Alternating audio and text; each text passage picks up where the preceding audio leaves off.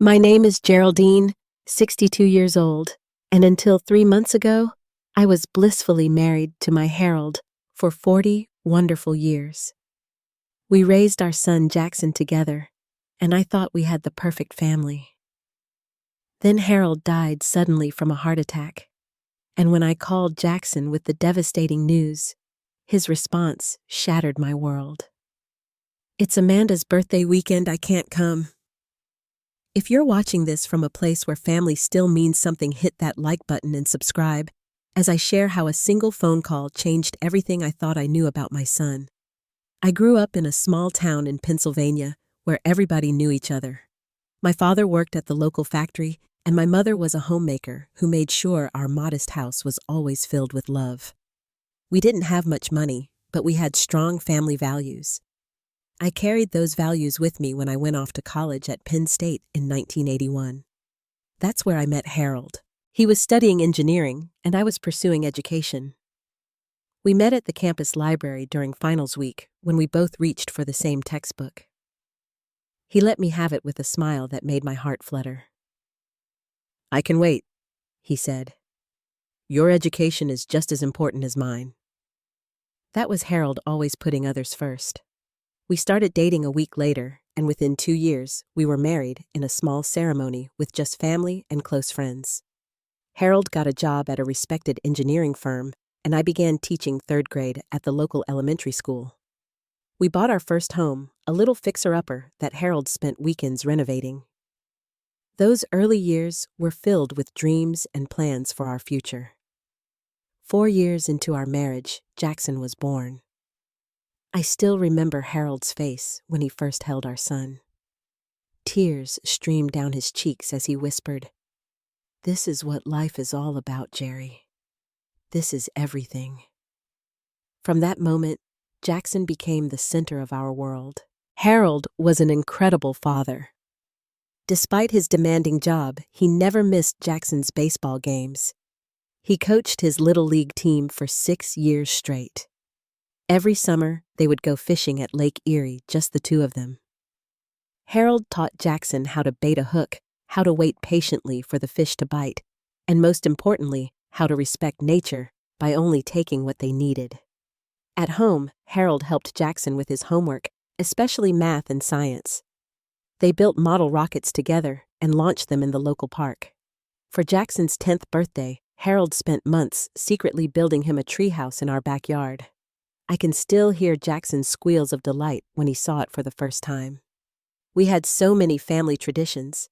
Sunday dinners were sacred in our household. No matter how busy the week had been, we all sat down together for a home-cooked meal.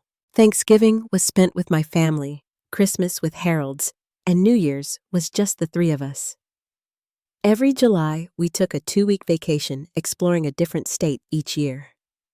Harold kept a map in his study with pins marking all the places we'd visited together. Harold and Jackson had a special bond. They shared a love for the Pittsburgh Steelers and went to games together whenever they could. They had inside jokes that I was never quite part of, but it warmed my heart to see them laughing together. Harold would wink at me across the dinner table, while Jackson was telling a story silently communicating his pride in our son. Looking back, I can see there were early signs of Jackson's self-centeredness. When he was 12, he threw a tantrum because we couldn't afford the expensive sneakers all his friends had. Harold worked overtime for a month to buy them for Christmas.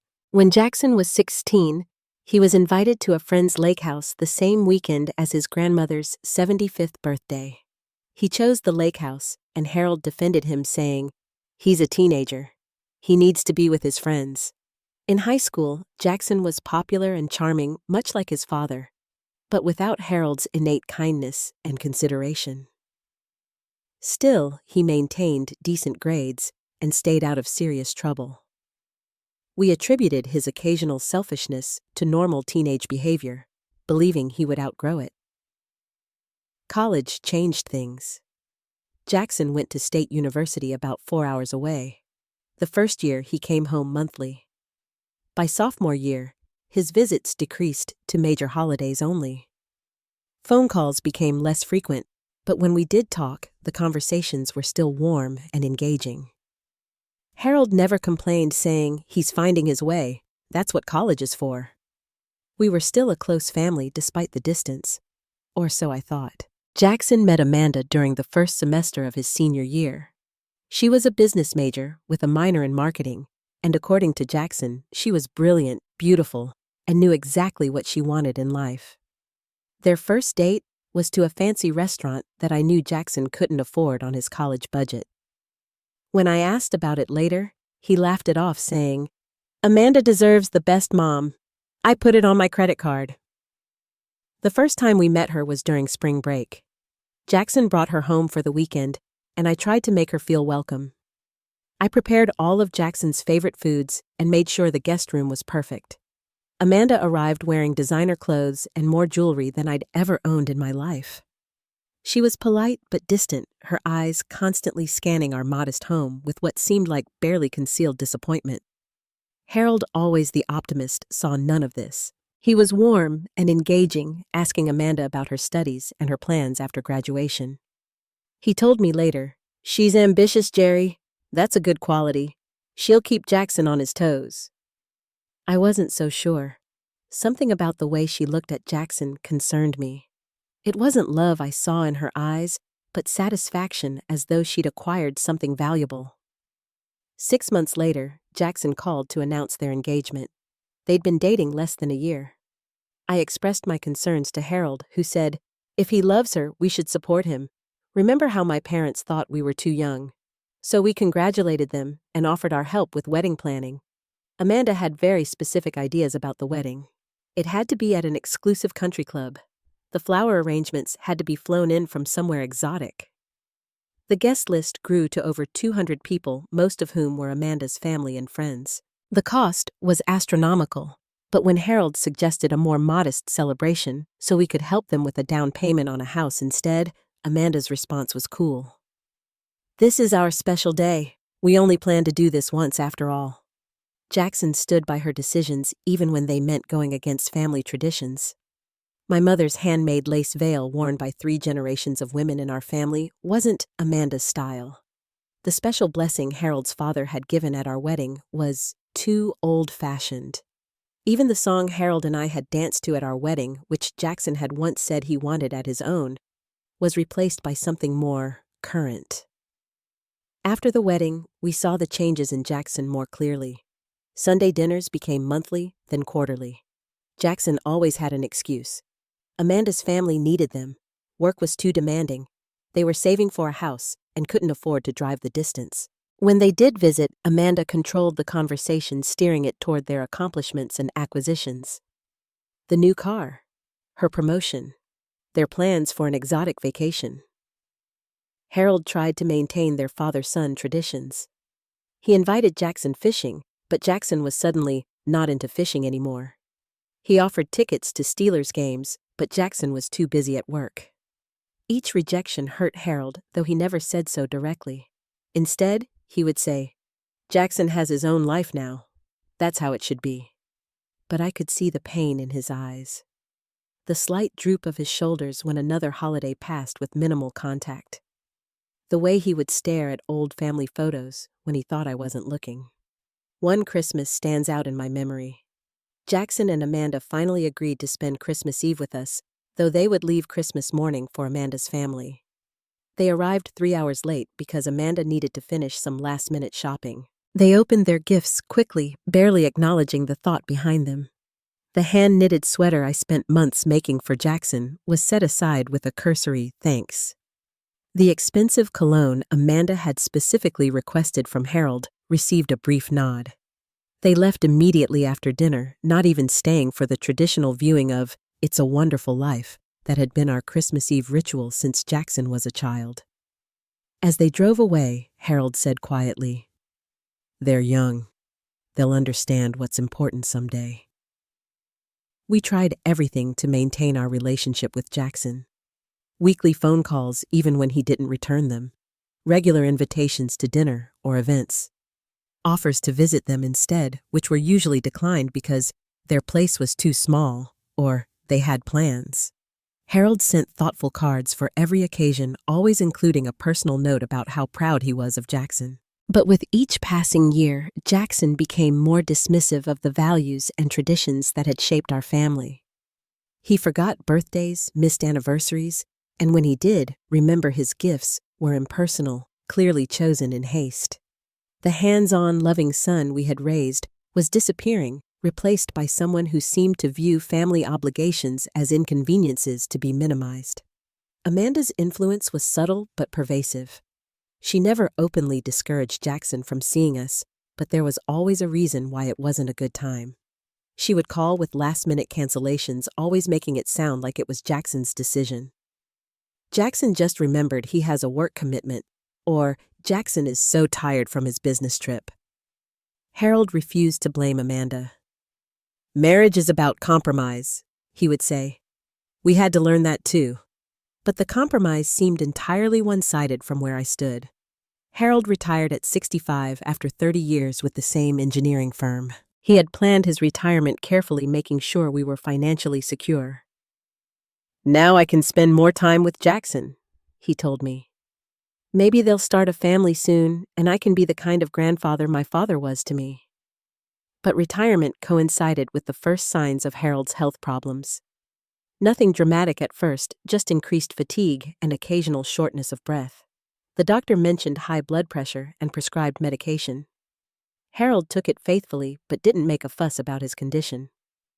No need to worry, Jackson, he said. He's got enough on his plate with that new position at work. The last family gathering we all attended was Thanksgiving at my sister Barbara's house. Harold spent the entire day trying to engage with Jackson, asking about his job, his home renovations, his plans for the future. Jackson answered politely but briefly before returning to his phone or to Amanda's side. Harold kept trying, bringing up shared memories, inside jokes that once made Jackson laugh uncontrollably. Jackson barely smiled, responding with, "Yeah, that was a long time ago, Dad." On the drive home, Harold was quieter than usual. When I asked what was wrong, he simply said, "Time changes people, I suppose, but not how much we love them." Harold's heart problems worsened gradually over the next year. The doctor added more medications, recommended a stricter diet, and suggested Harold reduce stress. But how do you reduce the stress of watching your only child drift away? Harold never complained, but I knew it weighed on him. Our 40th wedding anniversary was in April. I planned a small celebration, just family and close friends. Jackson and Amanda RSVP'd yes, then called the day before to cancel. Amanda had an opportunity to attend a networking event that could really boost her career. Harold acted like it didn't matter. But that night, I heard him in his study looking through old photo albums. Despite his declining health, Harold insisted we take one more vacation together. We went to Maine, a place we had visited early in our marriage and had always planned to return to. For 2 weeks, we walked along beaches, ate fresh seafood, and reminisced about our life together. Harold seemed to know our time was running short, though neither of us said it aloud. "I have no regrets, Jerry," he told me one evening as we watched the sunset. "Well, maybe just one. I wish I had taught Jackson better what really matters in life." A month after we returned from Maine on a sunny Tuesday morning, Harold went out to tend his vegetable garden. He loved that garden, nurturing each plant with care and patience.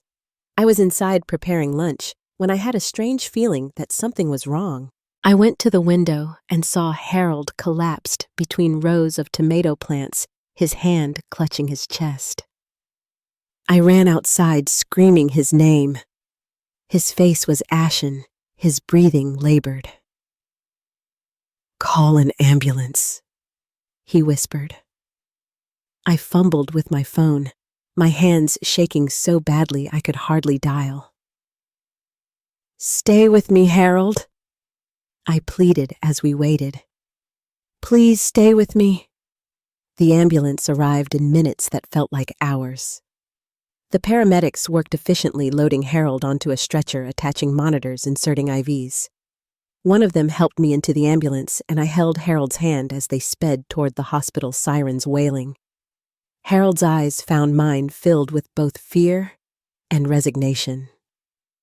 "I love you, Jerry," he said. "Always have, always will." At the hospital, they rushed him straight to the cardiac unit. Doctors and nurses swarmed around him while I stood outside the room trembling. A kind nurse brought me a chair and a cup of water. "They're doing everything they can," she assured me. But everything wasn't enough. Harold's heart was too damaged from years of untreated issues exacerbated by stress. The doctor emerged from the room, his face somber, and I knew before he spoke.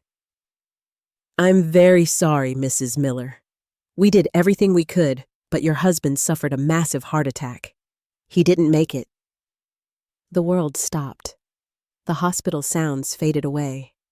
I felt like I was underwater, everything muffled and distant. Someone helped me to a private room where I could process the news. But how do you process the end of your world? 40 years of marriage finished in an instant. The love of my life gone without a proper goodbye.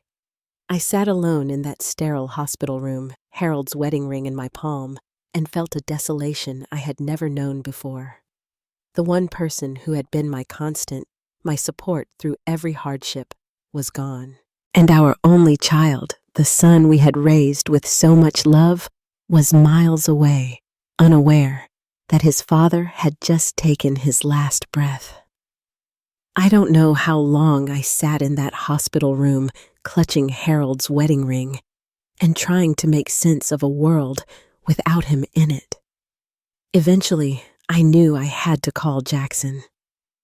This wasn't news that could wait or be delivered by someone else. I had to hear his voice, and despite everything, I needed my son. I pulled out my phone, my fingers numb as I navigated to Jackson's contact. It rang 4 times before he answered, his voice casual and slightly annoyed. "Mom, what's up? I'm kind of in the middle of something." I tried to speak, but a sob escaped instead. I took a deep breath, steadying myself. "Jackson," I managed finally. "It's Dad. He's gone.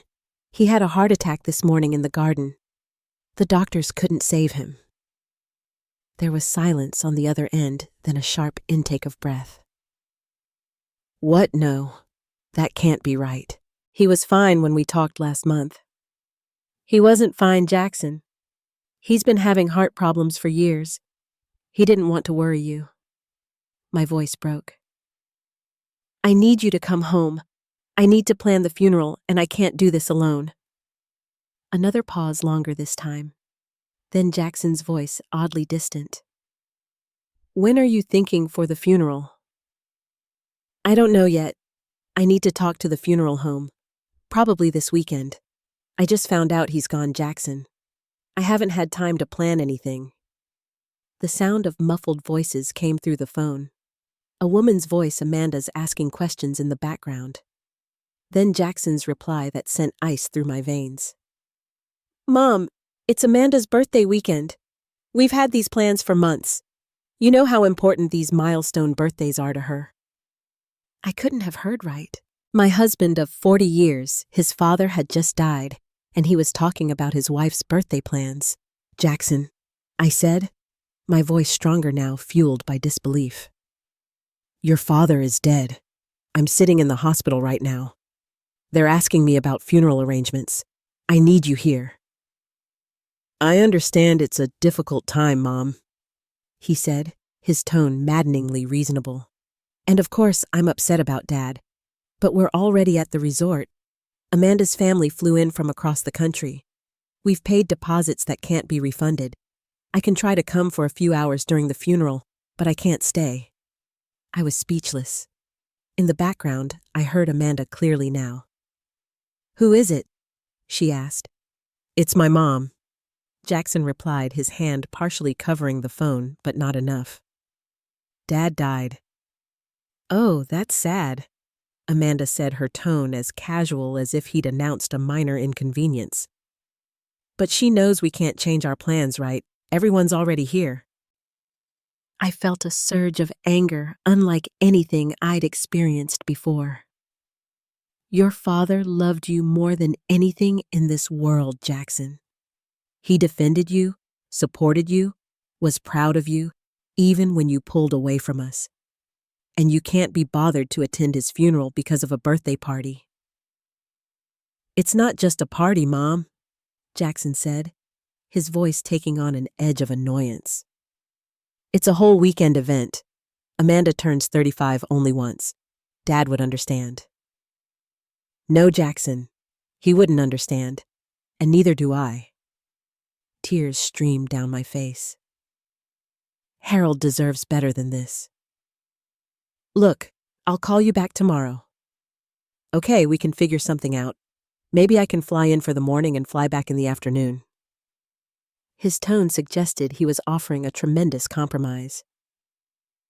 "Do whatever you think is right, Jackson." I hung up before he could respond. I sat there, phone in hand, utterly stunned. The son we raised, the boy Harold had poured his heart and soul into, couldn't be bothered to attend his father's funeral because of his wife's birthday celebration. It was incomprehensible. The hospital chaplain found me there, still staring at my phone, and gently helped me through the next steps. I called Harold's sister Mary, who lived a few hours away. She answered on the first ring and was horrified by the news. "I'll be there tonight," she promised. "What do you mean Jackson isn't coming? That's his father." Friends and neighbors rallied around me once word spread. Our neighbor, Frank, Harold's best friend for 20 years, came to the hospital to drive me home. "Jackson must be devastated," he said as we pulled into the driveway. "When is he arriving?" I couldn't bring myself to tell the truth at first.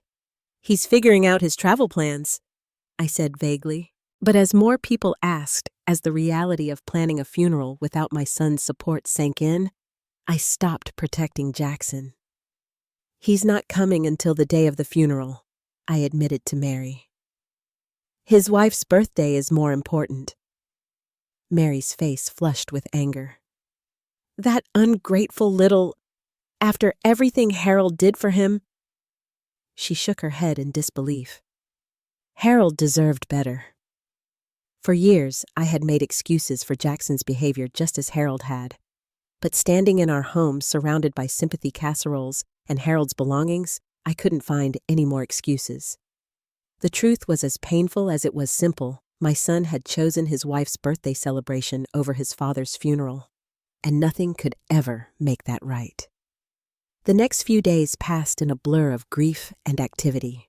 Planning a funeral requires dozens of decisions, and each one felt like climbing a mountain without Harold beside me. What would he have wanted? Which songs? Which readings? Which flowers? I found myself talking to him in empty rooms, asking for guidance he couldn't give. Mary and Barbara, my sister, were my rocks. They helped me select a casket, choose readings, and write the obituary. Harold's colleagues from the engineering firm set up a memorial fund in his name. Our church community organized meals and offered support. Everyone stepped up, filling the void left by the one person who should have been by my side. I selected Harold's favorite dark blue suit for him to be buried in the one he wore to Jackson's college graduation. I included his beloved fishing lure in his pocket, a private token of the joy he found in those quiet mornings on the lake. I chose wildflowers for the arrangements reminiscent of the bouquets he would bring me from his walks. The morning of the funeral dawned bright and clear, the kind of summer day Harold loved. I stood in our bedroom, putting on the navy dress he always said brought out the blue in my eyes, and felt his absence like a physical wound. How was I supposed to say goodbye to my partner of 40 years? How would I face a lifetime of empty mornings and silent evenings? Despite everything, I held onto a sliver of hope that Jackson would arrive early, that he would be there to support me through the service. I kept checking my phone, waiting for a message saying his flight had landed, that he was on his way. But the only text I received was brief and impersonal. "Thinking of you today. Amanda's having a great birthday." The church filled with people whose lives Harold had touched. His former colleagues, our neighbors, friends from every stage of our life together. The front pew held empty spaces for Jackson and Amanda. As the minutes ticked by and the service was about to begin, Mary squeezed my hand. "He's not coming, is he?" I shook my head, unable to speak past the lump in my throat. Frank Harold's best friend stepped into the role that should have been Jackson's. He helped me to my seat, stood beside me as people offered condolences, and spoke beautifully about Harold's character and the difference he had made in so many lives. During the eulogy, as I listened to stories about Harold's kindness, his integrity, his quiet strength, something shifted inside me. I had spent decades making excuses for Jackson, as had Harold. We had enabled his self-centeredness, always giving him the benefit of the doubt, always believing he would eventually understand what truly mattered.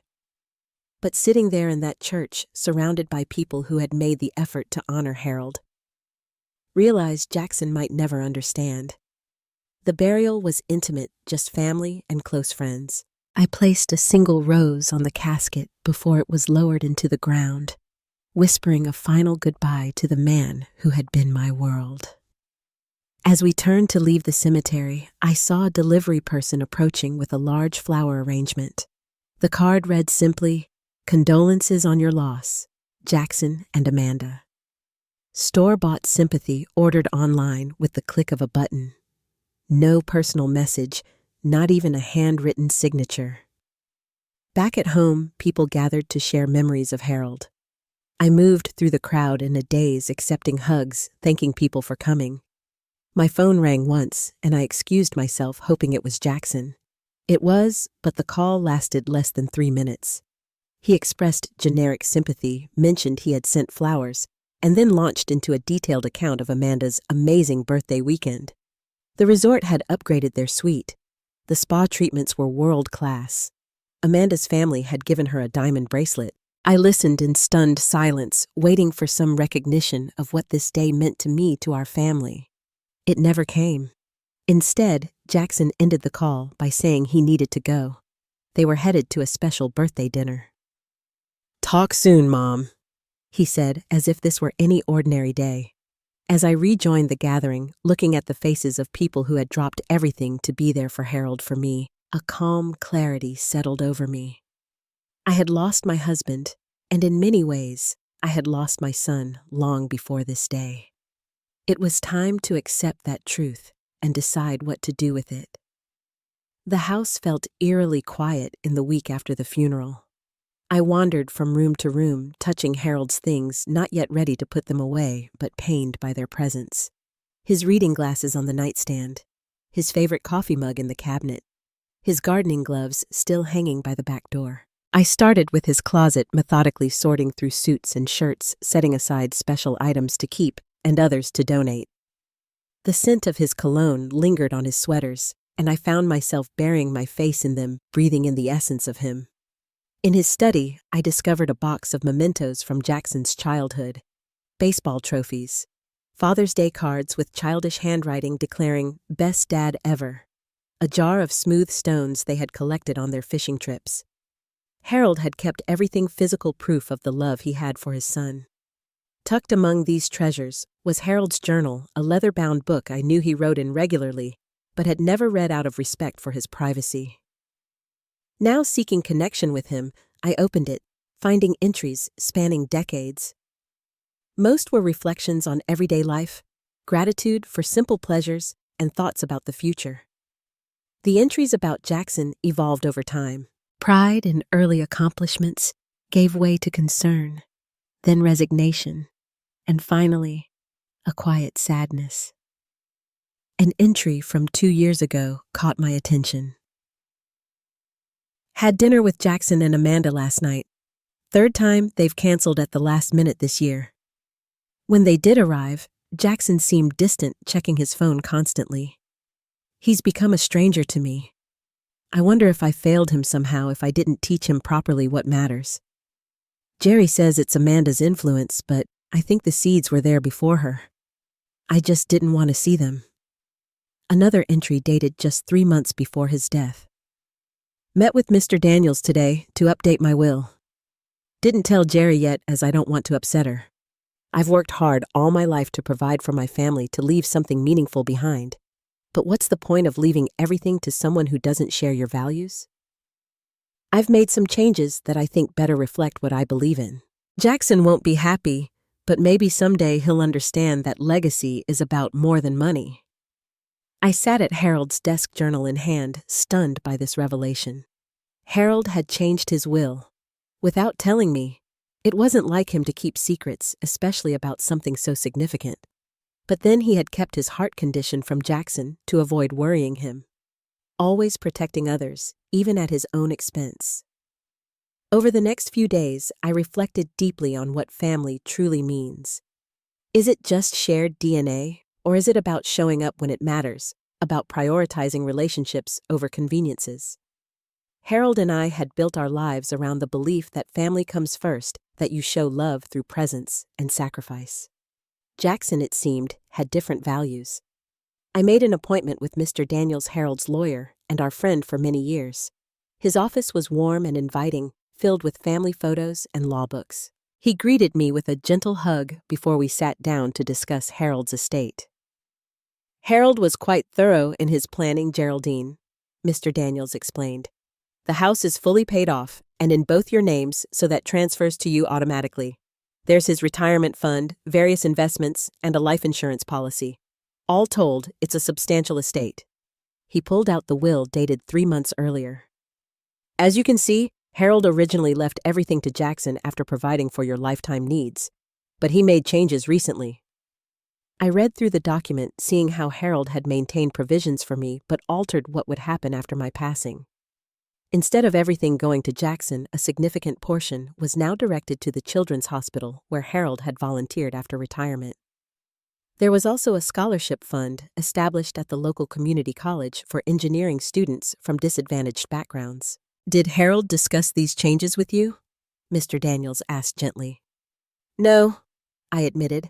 I only learned about them from his journal. But I'm not surprised. Harold always wanted to make a difference. On the drive home, I thought about my own will, which mirrored Harold's original intentions. Everything to Jackson, our only child. But was that still what I wanted? The question followed me for days as I consulted with Barbara and visited the places Harold had chosen to support. The Children's Hospital was a revelation. Bright, hopeful spaces filled with dedicated staff working miracles for sick children. I met a nurse who remembered Harold's weekly visits, how he would read stories to the kids and build simple engineering projects with them. He made such a difference here, she told me. Those children looked forward to his visits all week. I also spoke with my elderly neighbor Ruth, whose son David visited her daily, bringing groceries, handling repairs around her house, and simply keeping her company. Family is what you can count on when times are tough, Ruth said. David has his own family, his own problems, but he shows up. That's love in action. After 3 weeks of reflection, I made my decision. It wasn't about revenge or punishment. It was about values, about legacy, about honoring what Harold and I had built our lives around. I returned to Mr. Daniels' office with clear instructions. My revised will would leave a modest sum to Jackson, enough to show I hadn't forgotten him, but not the windfall he might be expecting. The bulk of the estate would be divided between the Children's Hospital, the scholarship fund Harold had established, and educational trusts for Harold's nieces and nephews who had all attended the funeral and shared genuine grief at his passing. Are you sure about this, Geraldine? Mr. Daniels asked as I signed the documents. Jackson is still your son. Yes, he is, I agreed, and I'll always love him. But this isn't about love, it's about values. Harold worked too hard for his legacy to go to someone who didn't value what he stood for. I didn't tell Jackson about the changes. I decided to wait to see if he would ask about the will, about his inheritance. It would tell me a lot about where his priorities lay. In the meantime, I focused on healing, on finding a way forward in a world without Harold. 3 months passed after Harold's death. The acute pain of loss gradually transformed into a persistent ache, a constant companion, but one I was learning to live with. I kept expecting it to get easier, for the grief to diminish, but grief doesn't work that way. Instead, I was slowly building my life around the hole Harold's absence had created. Jackson's calls became increasingly infrequent, and when he did call, the conversations were brief and superficial. How was I doing? Fine. Was I eating properly? Yes. Had I thought about downsizing? No, not yet. Then, inevitably, the real reason for the call would emerge. Had I sorted through Dad's things yet? What was happening with the house? Did I know anything about Dad's investments? I answered vaguely, not ready to discuss these matters with a son who couldn't be bothered to attend his father's funeral. Each call left me emotionally drained, the distance between us growing with every conversation. Then, exactly 3 months after Harold's death, Mr. Daniels sent the official letter to Jackson as we had discussed. It outlined the changes to both Harold's will and mine, explaining that while he would receive a modest inheritance, the majority of the estate would be going to charitable causes and family members who had shown genuine care and concern. I was nervous all day knowing Jackson would receive the letter. I jumped each time the phone rang, my heart racing. But the call didn't come that day, or the next. On the third day, as I was weeding Harold's garden, trying to keep it alive in his memory, my phone buzzed in my pocket. Jackson's name flashed on the screen. I took a deep breath and answered. Hello, Jackson. What the hell is this? His voice was cold with fury. I just got a letter from Dad's lawyer saying I've been cut out of the will. Both wills. Is this some kind of joke? It's not a joke, Jackson, I replied, my voice steady despite my racing heart. Your father made changes to his will before he died, and I've made similar changes to mine. Why? Because I couldn't drop everything for his funeral. I had commitments, Mom. I can't just disappear from my life whenever it's convenient for you. The casual dismissal of Harold's funeral as an inconvenience made my blood boil, but I kept my voice calm. It wasn't just the funeral, Jackson. It's been years of missed holidays, forgotten birthdays, canceled visits. It's about priorities and values. Your father worked hard his whole life to create a legacy, and he wanted that legacy to reflect what he believed in. So he's punishing me from the grave, and you're helping him. Jackson's voice rose. I could hear Amanda in the background demanding to know what was going on. It's not a punishment, I explained. You'll still receive an inheritance, but the bulk of the estate will go to causes your father cared about and to family members who showed up when it mattered. This is ridiculous. Amanda's voice came through clearly now, as if she had taken the phone. Jackson is his only child. He deserves that money. We've been counting on it for our future. I felt a chill at her words. They had been counting on Harold's money, planning their future around an inheritance they hadn't earned. Jackson took the phone back.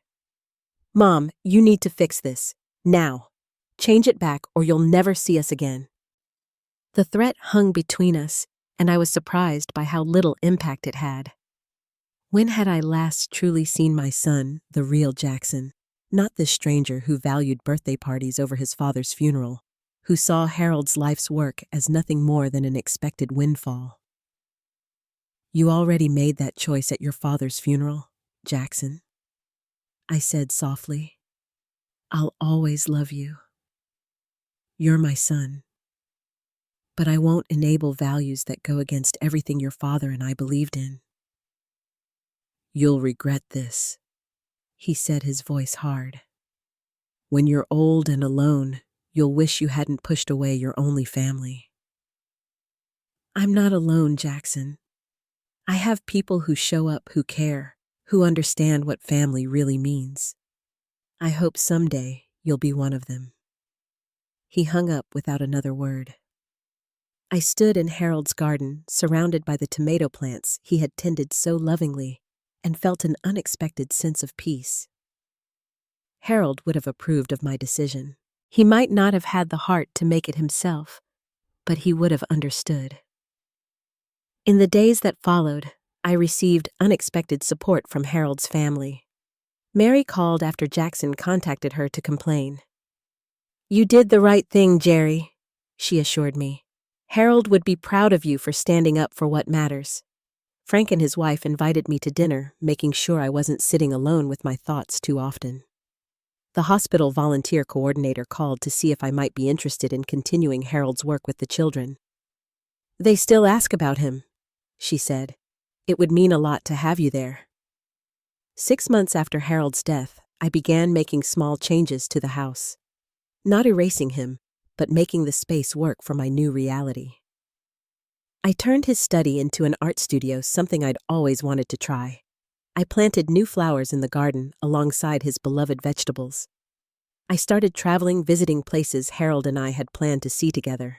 In Maine, I scattered some of his ashes in the ocean we both loved. I took his fishing gear to teach his great-nephew and great-niece how to fish, continuing the tradition Harold had valued so much. They listened with rapt attention as I shared his techniques, his patience, his respect for nature. In their eager faces, I saw Harold's legacy continuing not through material inheritance, but through shared values and meaningful connections. A year after Harold's death, I received an unexpected letter from Amanda's parents. They expressed sympathy for my loss and surprisingly disapproval of their daughter's actions. "We raised her to respect family above all else," they wrote. "We don't understand the choices she and Jackson have made, and we wanted you to know that we don't condone them." The letter reminded me that people can surprise you, that assumptions about character based on association aren't always accurate. It gave me hope that perhaps someday Jackson might reflect on his choices and understand what he had lost, something far more valuable than any inheritance. I still miss Harold every day. I still talk to him in empty rooms and feel his absence at the dinner table. But I've found purpose in continuing his legacy the right way, through acts of kindness and generosity, through showing up for people who matter, through living the values we shared. Sometimes love means making difficult choices. Sometimes it means acknowledging painful truths. And sometimes it means letting go of expectations and accepting people for who they truly are, not who we wish they would be. I hope that someday Jackson will understand that family isn't just about DNA or legal ties. It's about being there when it matters most. It's about putting others before yourself. It's about showing up even when it's inconvenient or painful. Until then, I'll continue tending Harold's garden, volunteering at the hospital, and building relationships with people who understand that true family is defined by actions, not blood.